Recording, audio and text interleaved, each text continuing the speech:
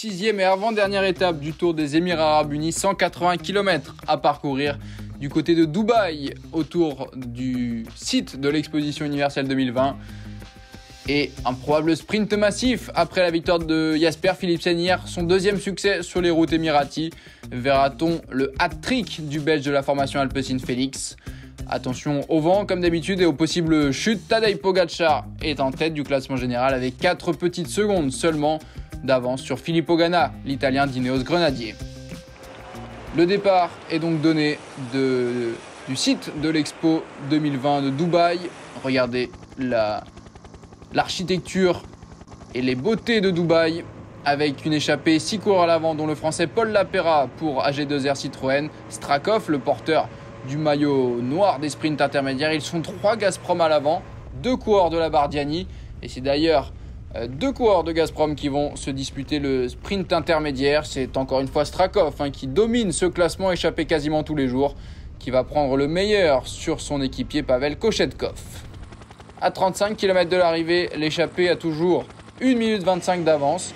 Le peloton qui ne s'affole pas, qui roule gentiment avec les équipes des équipiers de leader, et notamment les équipiers de Jasper Philipsen. Et regardez les buildings de Dubaï qui vont accueillir l'arrivée aujourd'hui du Tour des Émirats Arabes Unis. 11 km et l'écart est encore d'1 minute 22. Un coureur a été distancé de l'échappée, il s'agit de Canaveral, le Colombien de la Bardiani. Ils sont donc plus que 5, 3 Gazprom, puis Alessandro Tonelli de la Bardiani et Paul Lapera, le Français de l'AG2R, 2 km 50 secondes. Le peloton qui s'affole mais qui ne va vraisemblablement pas revenir sur l'échappée, qui donne désormais tout avec 3 Gazprom. En plus, on peut être sûr que l'un des 3 va se sacrifier, la flamme rouge, 37 secondes d'avance. Qui va s'imposer parmi les 5? Ce ne sera pas Kochetkov qui se livre pour ses équipiers Vacek et Strakov.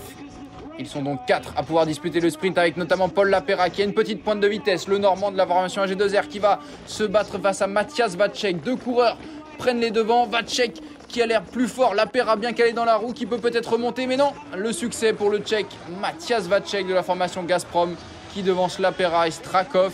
Le peloton est battu et franchit la ligne avec 15 secondes de retard. La bataille entre Philipsen et Groenewegen, c'est bien le Belge qui devance le Néerlandais. C'est dommage pour Groenewegen qui n'a pas vraiment fait un sprint limpide encore sur ce Tour des Émirats et qui là prend la 2e place du peloton, mais derrière les 5 échappés.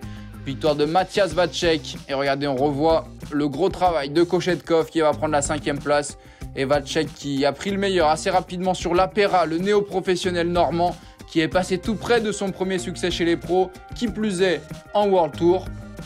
Mais il est devancé, regardez, on dirait presque un départ arrêté entre les coureurs échappés. Et pour sa première saison chez Gazprom, Matthias Vacek qui s'impose, lui qui a déjà disputé le Tour d'Antalya cette saison. C'est le premier succès professionnel pour ce coureur de 19 ans, né en 2002.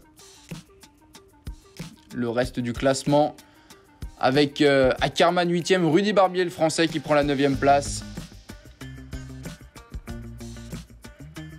Et Matthias Vacek qui avait quelques références évidemment, champion d'Europe du contre-la-montre chez les juniors, on s'en souvient, c'était à Plouay.